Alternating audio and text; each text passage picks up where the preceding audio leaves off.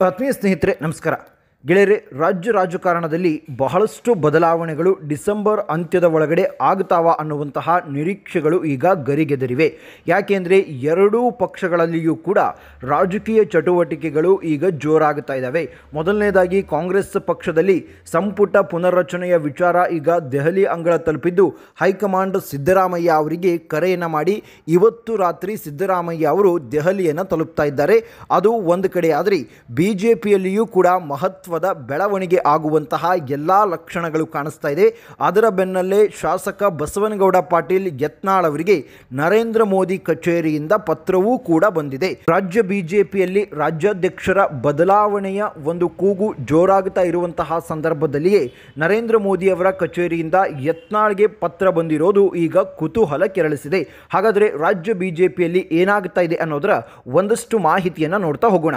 ಗೆಳೆಯರೆ, ರಾಜ್ಯ ಬಿಜೆಪಿ ಈಗ ಒಡೆದ ಮನೆ ಆಗಿರೋದು ಎಲ್ಲರಿಗೂ ಕೂಡ ಗೊತ್ತಿರುವಂತಹ ವಿಚಾರ. ಒಂದು ಕಡೆ BY ವಿಜಯೇಂದ್ರ ಅವರ ಶಕ್ತಿ ದಿನದಿಂದ ದಿನಕ್ಕೆ ಕಡಿಮೆ ಆಗ್ತಾ ಇದೆ. ರೆಬಲ್ ಶಾಸಕರ ಸಂಖ್ಯೆ ಈಗ ಹೆಚ್ಚಾಗುತ್ತಾ ಇದೆ. BY ವಿಜಯೇಂದ್ರ ಅಕ್ಷರಶಃ ಈಗ ಏಕಾಂಗಿಯಾಗಿದ್ದಾರೆ. ಯಾಕೆಂದರೆ ಪ್ರಹ್ಲಾದ್ ಜೋಶಿ ಅವರು ಕೂಡ ಈಗ ವಿಜಯೇಂದ್ರ ಅವರಿಗೆ ಸಪೋರ್ಟ್ ಮಾಡ್ತಾ ಇಲ್ಲ. ಶೋಭಾ ಕರಂದ್ಲಾಜೆ ಅವರು ಕೂಡ ಈಗ ಬಸವನಗೌಡ ಪಾಟೀಲ್ ಯತ್ನಾಳ್ ಅವರ ಒಂದು ಆ ಹೋರಾಟಕ್ಕೆ ಆಗಮಿಸಿ ಅಲ್ಲಿಗೆ ಸಪೋರ್ಟನ್ನು ಮಾಡಿದ್ರು. ಆನಂತರದಲ್ಲಿ ಮೊದಲೇ ಒಂದಷ್ಟು ಜನ ರೆಬಲ್ಗಳ ಇದ್ದರು. ಆನಂತರ ಪ್ರತಾಪ್ ಸಿಂಹವು ಕೂಡ ಈಗ ಈ ರೆಬಲ್ ಶಾಸಕರ ಗುಂಪಿಗೆ ಸೇರಿಕೊಂಡಿದ್ದಾರೆ. ಒಟ್ಟಾರೆಯಾಗಿ ದಿನದಿಂದ ದಿನಕ್ಕೆ ವಿಜಯೇಂದ್ರ ಅವರು ತಮ್ಮ ಒಂದು ಹಿಡಿತವನ್ನು ಕಳೆದುಕೊಳ್ತಾ ಇದ್ದಾರೆ. ರಾಜ್ಯಾಧ್ಯಕ್ಷರಾಗಿ ಶಾಸಕರ ಮೇಲೆ ಒಂದು ಹಿಡಿತವನ್ನು ಇರಬೇಕು ಮತ್ತು ಎಲ್ಲರನ್ನೂ ಕೂಡ ಸರಿದೂಗಿಸಿಕೊಂಡು ಹೋಗುವಂತಹ ಮನೋಬಲ ಇರಬೇಕು, ಮನಸ್ಥಿತಿಯು ಕೂಡ ಇರಬೇಕು. ಆದರೆ BY ವಿಜಯೇಂದ್ರ ಅವರು ಆ ಹಿಡಿತವನ್ನು ಕಳೆದುಕೊಳ್ತಾ ಇದ್ದಾರೆ ಅನ್ನುವಂತಹ ಹೊತ್ತಿನಲ್ಲೇ ಈಗ ರಾಜ್ಯಾಧ್ಯಕ್ಷರ ಬದಲಾವಣೆಯ ಕೂಗು ಈಗ ಕೇಳಿಸ್ತಾ ಇದೆ. ರಾಜ್ಯಾಧ್ಯಕ್ಷರ ಬದಲಾವಣೆಯನ್ನು ರೆಬಲ್ ಶಾಸಕರು ಹೈಕಮಾಂಡ್ ಮೇಲೆ ಒತ್ತಡವನ್ನು ಹಾಕ್ತಾ ಇದ್ದಾರೆ. ನಮಗೆ ಇನ್ನು ಆಗೋದಿಲ್ಲ, ವಿಜಯೇಂದ್ರ ಅವರ ಈ ಒಂದು ಅಧ್ಯಕ್ಷತೆಯಲ್ಲಿ ನಾವು ಕೆಲಸವನ್ನು ಮಾಡೋದಕ್ಕಾಗೋದಿಲ್ಲ, ನಾವು ಏನೇ ಕೆಲಸ ಮಾಡೋದಕ್ಕೆ ಹೊರಟರೂ ಕೂಡ ಅದಕ್ಕೆ ವಿಜಯೇಂದ್ರ ಅವರು ಅಡ್ಡಗಾಲು ಹಾಕ್ತಾ ಇದ್ದಾರೆ. ಹಾಗಾಗಿ ಒಂದು ವಿಜಯೇಂದ್ರ ಅವರನ್ನು ಬದಲಿಸಿ ಅನ್ನುವಂತಹ ಒಂದು ಒತ್ತಡವೂ ಕೂಡ ಈಗ ಹೈಕಮಾಂಡ್ ಮೇಲೆ ಜಾಸ್ತಿ ಆಗ್ತಾ ಇದೆ. ಈಗ ಹೈಕಮಾಂಡ್ ವಿಜಯೇಂದ್ರ ಅವರನ್ನು ಬದಲಾವಣೆ ಮಾಡುತ್ತಾ ಅಷ್ಟು ಸಲೀಸ ಬದಲಾವಣೆ ಮಾಡೋದು ಅಂದರೆ ಹೈಕಮಾಂಡ್ ವಿಚಾರದಲ್ಲಿ ಅಥವಾ ಹೈಕಮಾಂಡ್ ತಲೆಯಲ್ಲಿ ಏನು ಓಡ್ತಾ ಇದೆ ಅನ್ನೋದು ಯಾರಿಗೂ ಕೂಡ ಗೊತ್ತಿಲ್ಲ. ಆದರೆ ರೆಬಲ್ ಶಾಸಕರು 2 ಹೆಸರುಗಳನ್ನು ಫೈನಲ್ ಮಾಡಿ ಹೈಕಮಾಂಡ್ಗೆ ಕಳುಹಿಸಿ ಕೊಟ್ಟಿದ್ದಾರೆ. ಇವರ ಅಧ್ಯಕ್ಷತೆಯಲ್ಲಿ ನಾವು ಕೆಲಸವನ್ನು ಮಾಡ್ತೀವಿ, ಇವರು ಎಲ್ಲರನ್ನೂ ಕೂಡ ಸರಿದೂಗಿಸಿಕೊಂಡು ಹೋಗ್ತಾರೆ ಅಂತ. ಆಗ ಹೈಕಮಾಂಡ್ ಈಗ ಏನು ಮಾಡುತ್ತೆ ಅನ್ನೋದನ್ನು ನೋಡಬೇಕು. ಈ 2 ಹೆಸರುಗಳಲ್ಲಿ ಯಾವುದಾದ್ರೂ ಒಂದನ್ನು ಫೈನಲ್ ಮಾಡಿ ಡಿಸೆಂಬರ್ ಅಂತ್ಯದ ಒಳಗಡೆ ವಿಜಯೇಂದ್ರ ಅವರನ್ನು ಇಳಿಸುತ್ತಾ ಅನ್ನುವಂತಹ ಕುತೂಹಲ ಈಗ ಜಾಸ್ತಿ ಕೂಡ ಆಗ್ತಾ ಇದೆ. BSY ಮೊನ್ನೆ ಪ್ರೆಸ್ ಮೀಟ್ನಲ್ಲಿಯೂ ಕೂಡ ಕೆರಳಿ ಬಿಟ್ಟರು. ಯಾಕೆ ಅಂದರೆ ಈಗ ಅವರ ಶಕ್ತಿ ಕುಂದುತ್ತಾ ಇದೆ ಅನ್ನೋದು ಗೊತ್ತಾಗ್ತಾ ಇದ್ದ ಹಾಗೆ BSY ಕೆರಳಿದ್ದು ಕೂಡ ನಾವು ಗಮನಿಸಿದ್ದೇವೆ. ಇನ್ನು ಹೈಕಮಾಂಡ್ ವಿಚಾರದಲ್ಲಿ ಅಥವಾ ಹೈಕಮಾಂಡ್ ತಲೆಯಲ್ಲಿ ಯಾವ ತರಹ ಇದೆ ಅಂದರೆ ಈಗ ಪ್ರಬಲ ಲಿಂಗಾಯತ ಸಮುದಾಯದವರಿಗೆ ಮತ್ತೆ ಪಟ್ಟವನ್ನು ಕಟ್ಟಬೇಕು, ರಾಜ್ಯಾಧ್ಯಕ್ಷ ಪಟ್ಟವನ್ನು ಅಥವಾ ವಿಪಕ್ಷ ಸ್ಥಾನದ ಪಟ್ಟವನ್ನು ಮತ್ತು ರಾಜ್ಯಾಧ್ಯಕ್ಷರ ಪಟ್ಟವನ್ನು ಕಳೆದ ಬಾರಿ ಬಹಳ ಹಳೆದು ತೂಗಿ ಹೈಕಮಾಂಡ್ ಈಗ ಕಟ್ಟಿತ್ತು. ಆದರೆ ಈಗ ಕಾಲ ಆ ತರಹ ಇಲ್ಲ, ಕಾಲವೂ ಕೂಡ ಈಗ ಬದಲಾಗಿದೆ. ಹೈಕಮಾಂಡ್ ಕೂಡ ಈ ರೆಬಲ್ ಶಾಸಕರ ಒತ್ತಡಕ್ಕೆ ಮಣಿದಿದ್ದಾರೆ ಅನ್ನುವಂತಹ ದೊಡ್ಡ ಸುಳಿವು ಕೂಡ ಸಿಗುತ್ತಾ ಇದೆ. ಏನದು ದೊಡ್ಡ ಸುಳಿವು ಅನ್ನೋದನ್ನು ನಿಮಗೆ ಹೇಳ್ತಾ ಹೋಗ್ತೀನಿ. ಗೆಳೆಯರೆ, ಈ ವಾಲ್ಮೀಕಿ ನಿಗಮ ಮಂಡಳಿಯ ಹಗರಣ ಆಯ್ತಲ್ಲ, ಆ ಒಂದು ಸಂದರ್ಭದಲ್ಲಿ ಬಸವನಗೌಡ ಪಾಟೀಲ್ ಯತ್ನಾಳ್, ರಮೇಶ್ ಜಾರಕಿಹೊಳಿ, ಕುಮಾರ್ ಬಂಗಾರಪ್ಪ, ಪ್ರತಾಪ್ ಸಿಂಹ ಇವರೆಲ್ಲರೂ ಸೇರಿ ಒಂದು ಪಾದಯಾತ್ರೆಯನ್ನು ಮಾಡೋದಕ್ಕೆ ನಿರ್ಧಾರ ಮಾಡಿದ್ರು. ಬಳ್ಳಾರಿಗೆ ಪಾದಯಾತ್ರೆಯನ್ನು ಮಾಡೋದಕ್ಕೆ ನಿರ್ಧಾರ ಮಾಡಿದ್ರು.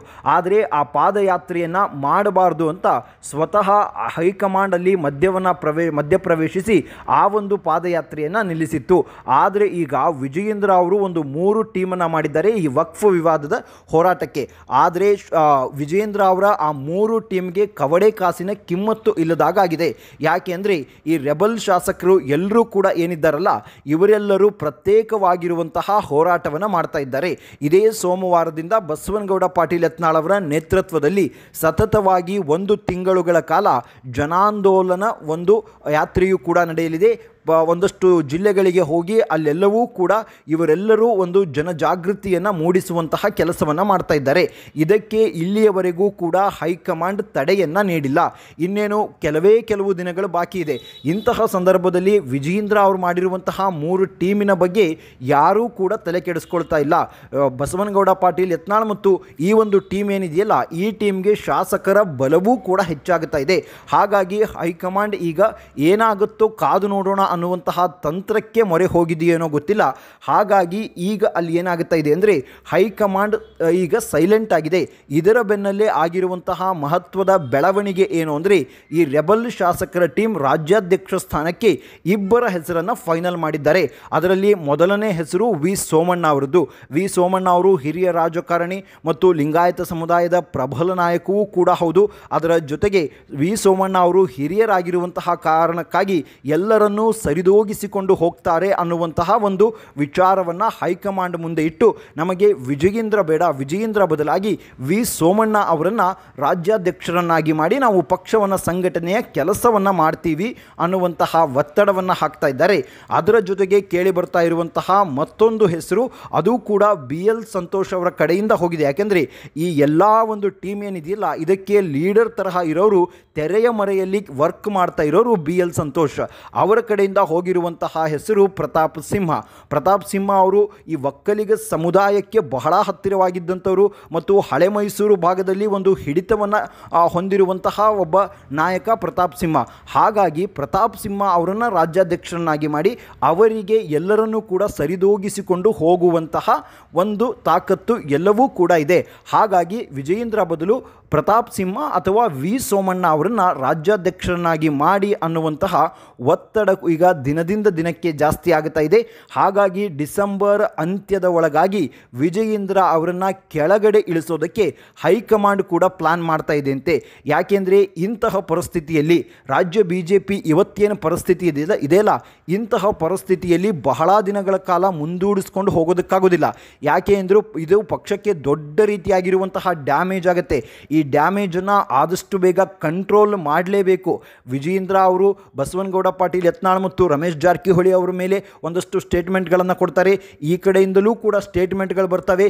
ಇದೇ ತರಹ ಹೋದರೆ ವಿಪಕ್ಷ ಸ್ಥಾನದಲ್ಲಿ ಇರಬೇಕಾದಂತಹ ಪಕ್ಷವೇ ಈ ರೀತಿಯಾಗಿ ಕಿತ್ತಾಡಿಕೊಂಡು ಹೋಗಿಬಿಟ್ರೆ ಆಡಳಿತ ಪಕ್ಷದಲ್ಲಿ ನಾವು ನಗೆಪಾಟಲಿಗೆ ಈಡಾಗ್ತೀವಿ ಅನ್ನೋದು ಹೈಕಮಾಂಡ್ಗೂ ಕೂಡ ಗೊತ್ತಿದೆ. ಆದರೆ ಹೈಕಮಾಂಡ್ ಈಗ ಸದ್ಯಕ್ಕೆ ಸೈಲೆಂಟ್ ಆಗಿರೋದು ಮಹಾರಾಷ್ಟ್ರ ಎಲೆಕ್ಷನ್ ಮತ್ತು ಜಾರ್ಖಂಡ್ ಎಲೆಕ್ಷನ್ಗೋಸ್ಕರ. ಈ 2 ಎಲೆಕ್ಷನ್ ಮುಗಿಲಿ, ಎಲೆಕ್ಷನ್ ಮುಗಿದಾದ ಬಳಿಕ ಒಂದು ನಿರ್ಧಾರಕ್ಕೆ ಬರ್ತೀವಿ, ಒಂದು ನಿರ್ಧಾರಕ್ಕೆ ಎಲ್ಲರೂ ಸೇರಿ ಬರೋಣ ಅನ್ನುವಂತಹ ಮೆಸೇಜನ್ನು ಹೈಕಮಾಂಡ್ ಈಗ ರೆಬಲ್ ಶಾಸಕರಿಗೆ ರವಾನೆ ಮಾಡಿದೆ. ಇದರ ಬೆನ್ನಲ್ಲೇ ಆಗಿರುವಂತಹ ಮತ್ತೊಂದು ಮಹತ್ವದ ಡೆವಲಪ್ಮೆಂಟ್ ಏನು ಅಂದರೆ ಬಸವನಗೌಡ ಪಾಟೀಲ್ ಯತ್ನಾಳ್ ಅವರು ಬರೆದಂತಹ ಪತ್ರಕ್ಕೆ ಪ್ರಧಾನಿ ನರೇಂದ್ರ ಮೋದಿ ಅವರ ಆಫೀಸ್ನಿಂದ ರಿಪ್ಲೈ ಕೂಡ ಬಂದಿದೆ. ಇದು ಕೂಡ ಈಗ ಮಹತ್ವವನ್ನು ಪಡೆದುಕೊಳ್ಳುತ್ತೆ. ಯಾಕೆಂದರೆ ಈ ಹಿಂದೆ ಬಸವನಗೌಡ ಪಾಟೀಲ್ ಯತ್ನಾಳ್ ಮತ್ತು ರಮೇಶ್ ಜಾರಕಿಹೊಳಿ ಅವರು ಹೈಕಮಾಂಡ್ ಮಟ್ಟದಲ್ಲಿ ಏನೇ ಲಾಬಿ ಮಾಡಿದ್ರೂ ಕೂಡ ಅದು ಒಂದು ಮಟ್ಟದಲ್ಲಿ ಯಶಸ್ವಿಯೂ ಕೂಡ ಆಗಿರಲಿಲ್ಲ, ಅವರನ್ನು ಕ್ಯಾರೆ ಕೂಡ ಅಂತಿರಲಿಲ್ಲ. ಆದರೆ ಈಗ ಬಸವನಗೌಡ ಪಾಟೀಲ್ ಯತ್ನಾಳ್ ಅವರು ಬರೆದಂತಹ ಪತ್ರಕ್ಕೆ ಪ್ರಧಾನಿ ಮೋದಿ ಅವರು ರಿಪ್ಲೈ ಮಾಡಿದ್ದಾರೆ. ಅಂದರೆ ಅವರ ಆಫೀಸ್ನಿಂದ ರಿಪ್ಲೈ ಬಂದಿದೆ. ಏನು ಪತ್ರ ಬರೆದಿದ್ರು ಅನ್ನೋದನ್ನು ಹೇಳ್ತಾ ಹೋಗ್ತೀನಿ. ಈ ವಕ್ಫ್ ವಿಚಾರವಾಗಿ ವಕ್ಫ್ ಆಸ್ತಿಗಳೆಲ್ಲವೂ ಕೂಡ ರಾಷ್ಟ್ರೀಕರಣ ಆಗಬೇಕು ಅನ್ನುವಂತಹ ಒಂದು ಪತ್ರವನ್ನು ಬರೆದಿದ್ರು. ಆ ಒಂದು ಪತ್ರಕ್ಕೆ ಈಗ ರಿಪ್ಲೈ ಕೂಡ ಬಂದಿದೆ. ನೋಡೋಣ, ಈ JPC ಮುಂದೆ ಈ ಎಲ್ಲ ವಿಚಾರವನ್ನು ಇಡ್ತೀವಿ, ಇದರ ಮೇಲೆ ಮುಂದಿನ ಕ್ರಮವನ್ನು ಕೈಗೊಳ್ತೀವಿ ಅನ್ನುವಂತಹ ಒಂದು ರಿಪ್ಲೈ ಕೂಡ ಬಂದಿದೆ. ಈ ರಿಪ್ಲೈ ರಾಜ್ಯಾಧ್ಯಕ್ಷ ಸ್ಥಾನಕ್ಕೆ ಎಷ್ಟು ಮಹತ್ವವನ್ನು ಪಡೆದುಕೊಳ್ಳುತ್ತೆ ಅಂದರೆ ಬಸವನಗೌಡ ಪಾಟೀಲ್ ಯತ್ನಾಳ್ ಅವರ ಪತ್ರಕ್ಕೆ ರಿಪ್ಲೈ ಬಂದಿದೆ ಅಂದರೆ ಅಲ್ಲಿ ಅವರಿಗೆ ಮತ್ತೊಂದು ದೊಡ್ಡದಾಗಿರುವಂತಹ ಸ್ಥಾನಮಾನ ಖಚಿತ ಅನ್ನುವಂತಹ ಸುಳಿವು ಕೊಡ್ತಾ ಇದೆ. ಒಟ್ಟಾರೆಯಾಗಿ ರಾಜ್ಯ BJPಯಲ್ಲಿ ದಿನದಿಂದ ದಿನಕ್ಕೆ ಈ ಕಿತ್ತಾಟಗಳನ್ನು ಹೇಗಾದರೂ ಮಾಡಿ, ಜಾಸ್ತಿ ಆಗ್ತಾ ಇರುವಂತಹ ಕಿತ್ತಾಟಗಳನ್ನು ಹೇಗಾದರೂ ಮಾಡಿ ನಿಲ್ಲಿಸೋಕೆ ಈಗ ಹೈಕಮಾಂಡ್ ಎಂಟ್ರಿ ಕೊಡುತ್ತಾ ವಿಜಯೇಂದ್ರ ಅವರು ರಾಜ್ಯಾಧ್ಯಕ್ಷ ಸ್ಥಾನದಿಂದ ಕೆಳಗಡೆ ಇಳಿತಾರ ಅನ್ನೋದಕ್ಕೆ ನಿಮ್ಮ ಅಭಿಪ್ರಾಯ ಏನು ಅನ್ನೋದನ್ನು ಕಮೆಂಟ್ ಮೂಲಕ ತಿಳಿಸಿ. ಮುಂದಿನ ವಿಡಿಯೋದಲ್ಲಿ ಮತ್ತಷ್ಟು ಮಾಹಿತಿಯ ಜೊತೆಗೆ ಬರ್ತೀನಿ. ಅಲ್ಲಿಯವರೆಗೂ ಜೈ ಹಿಂದ್, ಜೈ ಕರ್ನಾಟಕ.